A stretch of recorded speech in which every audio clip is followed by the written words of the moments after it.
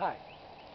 In the second chapter of the novel Don Quixote, we're gonna see him going full of excitement to his first day of adventures. Very early in the morning, without any farewells, he left quietly, secretly, very early.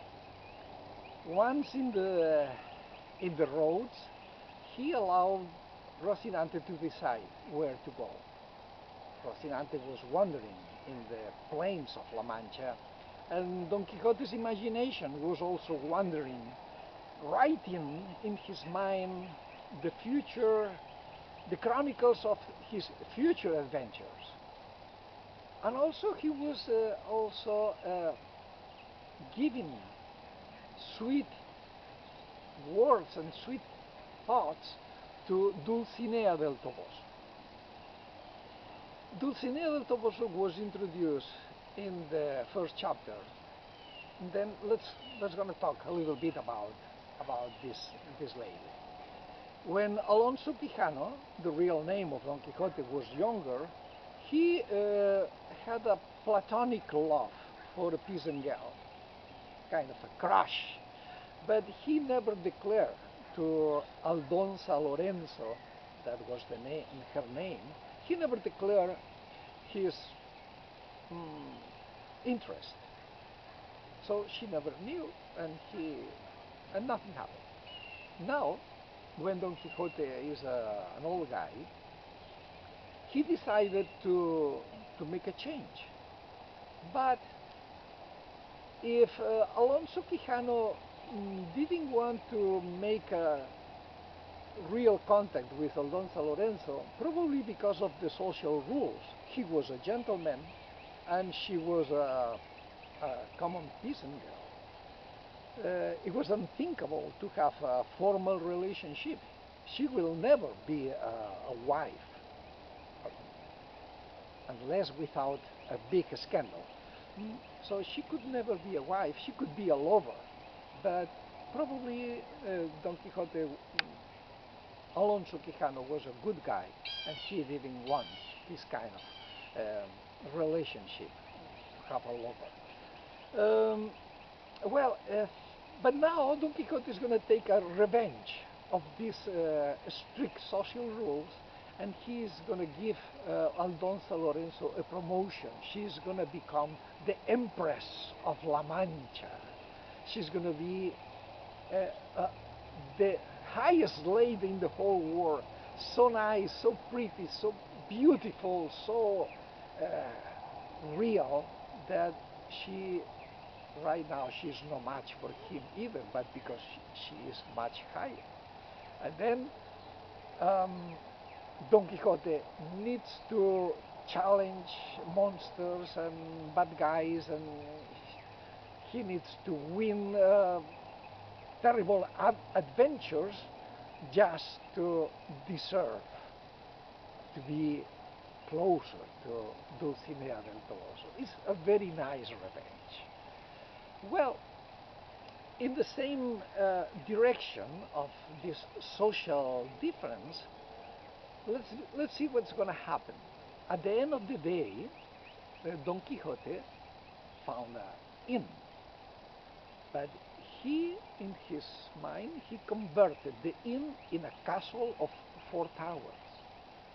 And at the door of the inn, there were 2 prostitutes that were in their trip to Seville. And Don Quixote thought that they were 2 ladies of high birth just relaxing at the door of the castle. Isn't it fantastic? And then later he will find the innkeeper, a fat guy with good humor, and he thought that he was the lord of the castle. Wow, unbelievable. It's quite interesting that the first people at all that he met in his new life, Don Quixote in his new life met 2 prostitutes. It's very interesting. Nobody else. not another peasant. Oh, yeah, two prostitutes. Why? We need to understand that nothing in this novel is casual. Nothing is by chance. Cervantes has an intention almost in every single sentence. Well, let's remember that Cervantes was a soldier, and prostitutes are never too far away from armies. So Cervantes had a first-hand knowledge of the hard life of prostitutes. In addition to that, many people believe that Cervantes' sisters were also prostitutes. Probably not street prostitutes, but something a little bit more sophisticated, but finally the same. Maybe it's not true, but many people believe that. Well, so when Cervantes sees or pretends that these two women are really two ladies of high birth, of high class, he's doing something special, very special. The whole scene is going to be very comical. It's going to be humor, ridiculous humor, because when he addressed the two girls like ladies, they were confused. At the beginning, they were scared.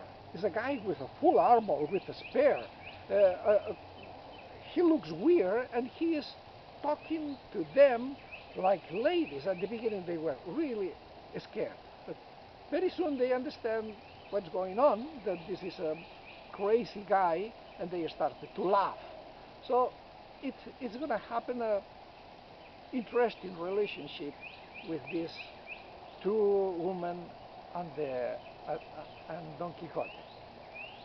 The climax of the humor in this second chapter comes when he feels hungry, but he cannot feed himself because he doesn't want to cut the ribbons that are fixing the helmet in his head. It's a very crude makeshift helmet, something very cheap. But he doesn't want to move that because it was kind of fragile. Well, so he needed the two prostitutes to feed himself through the helmet. They managed to pour wine, and they managed to spoon his mouth with fish stew. Well, this is really a funny humor situation, but I strongly believe that the intention is just to mask what is in the real intention of Cervantes. When he makes this kind of confusion of common people like the innkeeper, the prostitutes, with aristocratic people, there is something more than humor. There is a guy with egalitarian ideas making a claim against this empty pomp, empty rules and differences between two classes of the same people, the same human nature. Cervantes is a common guy. Probably in his life he had to endure lots of humiliations for being a common guy. It was not easy to be around nobility. So probably all this humor scene is